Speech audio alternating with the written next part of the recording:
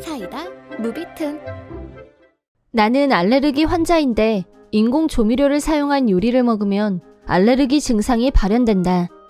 특히 화학 조미료를 사용한 음식은 아예 입을 댈 수조차 없다. 그래서 남편과 사귀기 시작한 후로도 데이트를 할 때는 항상 외식도 못하고 점심은 도시락, 저녁은 내 집에서 먹었고 기념일을 근사한 레스토랑에서 보내는 건 꿈도 꾸지 못했다. 하지만 그 덕에 왠지 예전보다 더 건강해진 것 같고 감기에도 잘 안 걸리게 된 것 같은 기분이 든다. 남편은 그런 내게 일절 불만을 털어놓지 않고 잘 대해주었는데 어느 날 시아버지의 생신을 맞이해 시댁에서 밥을 먹자고 초대를 받았다. 남편은 내게 어떻게 할래? 라며 걱정되는 듯이 물어봐 줬는데 거기에는 이유가 있었다. 결혼한 지 얼마 안 됐을 때 시댁에 갔다가 생긴 일이다. 식사 시간에 방문해 뭐라도 도와드리겠다고 말했더니 이 집의 주방은 내 공간이다 라며 손도 못 대게 하셨고 그렇다고 앉아있자니 엉덩이가 무겁구나 라는 잔소리를 들었다. 이때 시어머니가 만들어주신 요리는 불고기 등의 한식이었다. 사전에 내 알레르기에 대해서는 전해놨지만 확인을 위해 물어보는 것도 실례고 요리 과정을 본 것도 아니라서 나는 대화에 집중하는 척을 하며 요리에는 손을 대지 않았다. 실례라는 생각은 했지만 여기서 알레르기 증상이 발현되는 것보다는 나았다.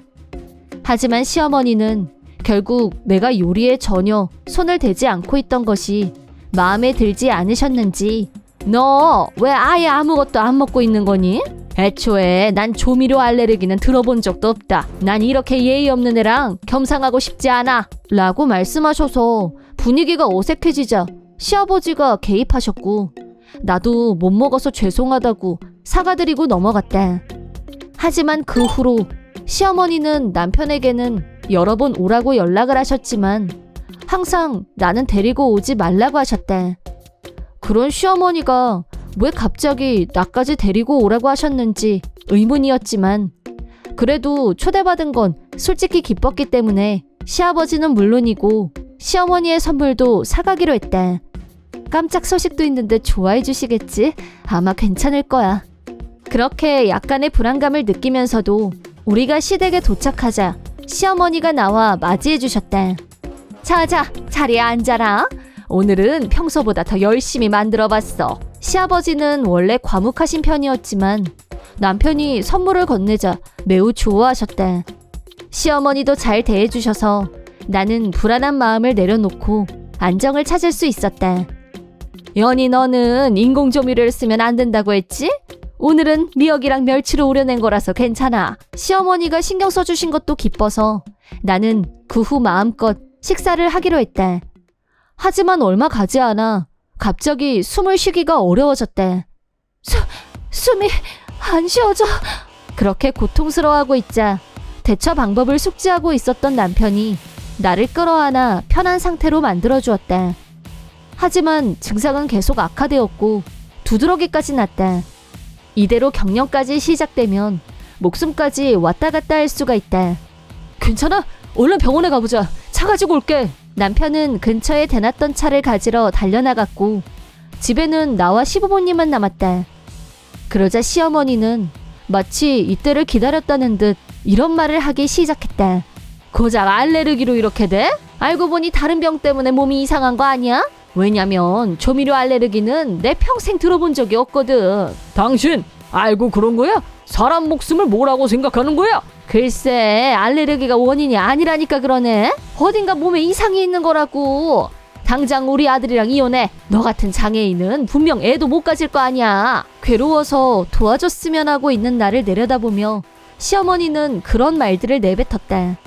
하지만 차를 가지러 갔던 남편이 그 말을 듣고 있었고 시어머니의 뒤에서 고함을 쳤다. 일부러 그런 거야? 장난해 진짜? 연희는 지금 임신까지 했단 말이야. 남편의 말을 들은 시아버지와 시어머니는 눈을 동그랗게 뜨며 크게 놀랐다. 그렇다. 나는 임신을 했다. 심지어 아직 임신 초기라서 입덧 증상까지 나타나기 시작한 중요한 시기였던 것이다. 그래서 깜짝 소식으로 알려드리려고 오늘 얘기를 꺼낼 예정이었다. 어쨌든 남편은 나를 안고 그대로 아연에 있는 시어머니를 두고 병원으로 향했다. 우리가 이동하는 중에도 시아버지가 임산부라는 등 상세 정보까지 전해주신 덕에 산부인과 의사까지 대기해주고 있었다. 그 덕에 빠르게 적절한 처치를 받았고 다행히 나와 뱃속의 아기까지 무사할 수 있었다. 내가 처치실에서 나오자 남편은 울먹거리며 다행이라고 말하며 내 손을 꼭 잡아주었다. 시아버지도 걱정되는 듯 내 얼굴을 보며 정말 미안하구나. 설마 그런 짓을 할 줄은 상상도 못했어. 라고 말씀해 주셨다. 나도 남편과 시아버지께는 화가 나지 않았지만 시어머니는 내 아이를 안을 자격도 없다고 생각했기 때문에 시아버지께 그 얘기를 전해드리라고 부탁드렸다. 시아버지도 그건 당연한 결과라고 말하고 자리를 떠나셨다. 그렇게 나는 시어머니와 마주칠 일 없이 평화롭게 남은 임신 시기를 보낼 수 있었고 8개월 후 건강한 남자아이를 출산하게 됐다. 그 사이 시어머니가 끈질기게 전화를 걸어왔지만 전부 남편이 중간에서 대응해주어 나는 대화할 일도 없었다. 어느 날은 직접 찾아와서 미친 듯이 초인종을 누르는 일도 있었지만 남편이 육아휴직으로 집에 있었기 때문에 남편이 직접 경찰 부른다. 자꾸 그러면 부모고 뭐고 없어. 라고 화를 내자 시어머니는 그대로 돌아가셨다. 남편은 앞으로 2번 다시 시어머니와 엮일 필요 없다고 말해주었고 시아버지도 동감한다고 말씀해 주셨다. 한편 시아버지는 나도 이것저것 생각하고 있는 게 있어서 은퇴 후에는 갈라설 생각이야.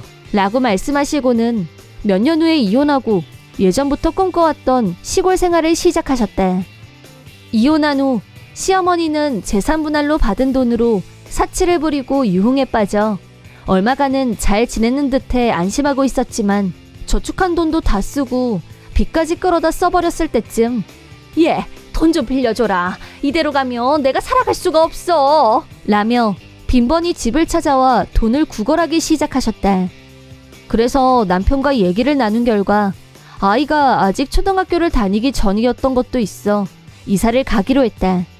물론 시어머니께는 아무런 얘기도 하지 않은 채 말이다. 하지만 시아버지와는 몇 년 동안 자주 연락을 해왔기 때문에 이사 얘기를 해드렸다.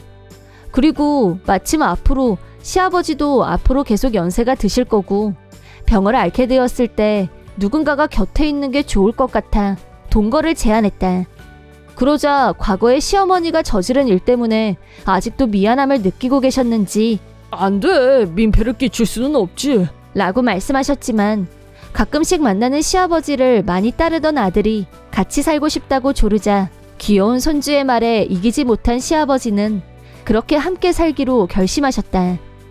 시어머니께 비밀로 하고 이사를 간 후 핸드폰에 자꾸 전화가 오고 어디야 지금 말도 없이 이사 가면 어떡해 라는 문자가 오곤 했지만 이사를 오며 핸드폰도 새로 바꿔 이제는 시어머니로부터 전화도 오지 않게 되어 평화가 찾아왔다.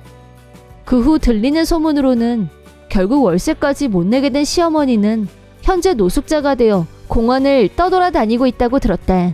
시어머니한테는 딱 어울리는 천벌이 아닐까 싶다. 이번 영상은 어떠셨나요? 재밌게 보셨다면 구독, 좋아요에 댓글까지 달아주시면 감사하겠습니다. 그럼 다음 영상에서 만나요.